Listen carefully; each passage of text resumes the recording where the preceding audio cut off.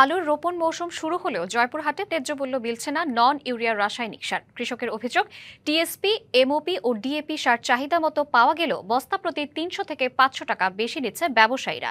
এর উপর সারের সাথে কিনতে বাধ্য করা হচ্ছে প্যাকেটজাত জৈব সারও। এ বিষয়ে বিস্তারিত জানাতে সরাসরি যুক্ত হচ্ছেন সহকর্মী শামীম কাদির। শামীম, কেন ন্যায্য মূল্য মিলছে না সারে, কি বলছেন কৃষক? আপনি জানেন, বাংলাদেশের মধ্যে অন্যতম আলু উৎপাদনকারী জেলা জয়পুরহাট। এই জেলায় আমন ধান কাটা মারাই মৌসুম শেষ করে কৃষকরা আলু রোপণে ব্যস্ত সময় পার করছেন।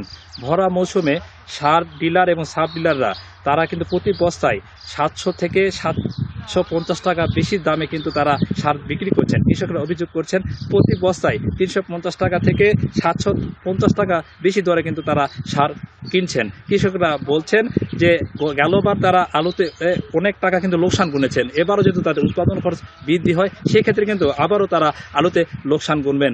কৃষকরা বলছেন টিএসপি, ইউরিয়া এবং ডিএপি যে সার রয়েছে, সেই সার কিন্তু প্রতি বস্তায় সার যে ডিলার বা সাব ডিলার রয়েছে তারা কিন্তু সংকট তৈরি করছেন। সংকট তৈরি করে সার ডিলাররা কিন্তু কৃষকদের কাছে কিন্তু 350 টাকা থেকে শুরু করে 750 টাকা কিন্তু বেশি দামে কিন্তু তারা সার বিক্রি করছেন। কৃষকরা বলছেন এভাবে যদি আলু উৎপাদন তাদের খরচ যদি বৃদ্ধি হয়, সেক্ষেত্রে কিন্তু আগামীতে তারা লোকসান গুনবেন। জেলায় চলতি নভেম্বর মাসে 29,932 মেট্রিক টন সারের চাহিদা বিপরীতে বরাদ্দ মিলেছে 13,710 মেট্রিক টন। আমি কথা বলবো এখন একজন কৃষকের সাথে। শিয়া বাটার ও ভিটামিনে সমৃদ্ধ লিলি বিউটি সোপ, তারুণ্যময় উজ্জ্বল ত্বকের জন্য।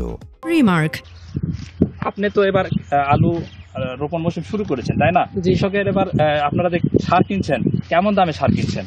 আমাদের প্রতি বিঘায় সার লাগে 4 বস্তার মতো, কিন্তু আমরা যখন বাজারে কিনতে যাচ্ছি, খুচরা বিক্রেতাদের কাছে কিনতে যাচ্ছি, তারা প্রতি বস্তায় 500, 600, 700 এর যার থেকে যেরকম পায় সেরকম করে প্রতি বস্তায় বেশি নিচ্ছে।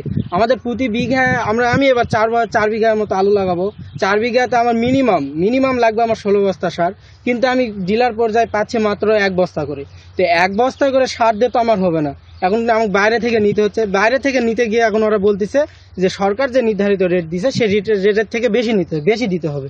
এখন ওদের কাছে সরকার নির্ধারিত নিতে গেলে ওদের কাছে সার থাকে না, কিন্তু যখনই আমি ওদেরকে বাড়তি টাকা দিয়ে নিতে চাই তখন ওদের কাছ থেকে সার বের হয়। এটা কেন হবে? আমাদের অতিরিক্ত আলু উৎপাদন করি, আলু উৎপাদনে আমাদের খরচ বেশি, আর সব দিক থেকে খরচ বেশি। সারের সিন্ডিকেট তৈরি করবে, সিন্ডিকেট তৈরি করে আবার আমাদেরকে আবার মোট কথা চুষে নিবে। তো এইভাবে করলে তো আমরা ক্ষতিগ্রস্ত হব। এইভাবে ক্ষতিগ্রস্ত হইতে হইতে শেষ পর্যায়ে প্রান্তিক কৃষকেরা মার খায় যাবে আর কি। তো আমরা চাচ্ছি যে সরকারের সুষ্ঠু একটা সমাধান করুক। আমি কথা বলবো আরেকজন কৃষকের সাথে। আপনি তো এবার আলু রোপণ করতেছেন, এই সামনে তো আপনারা গতবার কিন্তু আপনারা লোকসান করেছেন, এবার সামনে যে লোকসানের কি আশঙ্কা করছেন? জি, এবারেও তো অনেক লোকসানেরই সম্ভাবনা, কারণ যে প্রতি বিঘা জমিতে 3 থেকে 4 বস্তা সারের প্রয়োজন।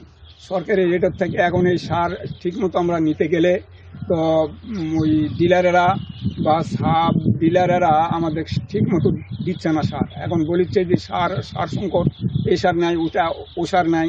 তারপরে যখন বেশি দেওয়া হচ্ছে প্রতিটা বস্তায়, মনে করেন যে 350 থেকে 500 বা 700 টাকা যখন বেশি দেওয়া হচ্ছে, তখন বাড়াচ্ছে সার।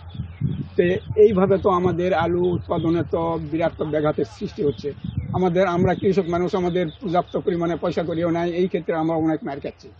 তো এভাবে তো চললে কালা আমরা তো এই 2-1 বছরের মধ্যেই তো আমরা অনেক নিচে তো নামে চলে যাবো, আমাদের পক্ষে আর কৃষি কাজ করা সম্ভব হবে না। আমি আরেকজন কৃষকের সাথে কথা বলবো। আচ্ছা, আপনি এবার কত বিঘা জমিতে আলু রোপণ করেছেন? আমি 5 বিঘা লাগাবো নিয়োগ করছি। তো গতকালকের ঘটনা আমি বলি আপনাকে, খুব মর্মাহত ঘটনা। আমি পটাশ সার আর ড্যাপ সার যাকে বলা হয়, আমি নিতে গেলে আমাকে ইউরিয়া দিবে এরকম বলতেছে। তা আমি বললাম যে ইউরিয়া এখন প্রয়োজন নাই, আমার তো দরকার পটাশ এবং ফসফেট, টিএসপি বা ডিএমপি এগুলোর দরকার। তো করছে যে না, এখন ইউরিয়াই শুধু পাবেন। এই তো খুব হতাশা। গত বছর আমার অনেক টাকা লোকসান। এবারে নিয়োগ করছি 5 বিঘা হয়তো বা দিতে পারবো না। এদের আচার আচরণ খুব একটা ভালো লাগলো না, এটাই আমার আপনাকে একটি বিষয় জানিয়ে রাখি, নবাগত জেলা প্রশাসক আল মামুন মিয়ার সাথে আমি কথা বলেছি। তিনি আমাকে জানিয়েছেন জেলা 5টি উপজেলা যে নির্বাহী কর্মকর্তা রয়েছে তাদেরকে তিনি নির্দেশ দিয়েছেন যারা সাব ডিলার এবং ডিলাররা যারা কারসাজি করবেন তাদের ভ্রাম্যমাণ আদালতের মাধ্যমে ব্যবস্থা নেওয়ার কথা তিনি বলেন।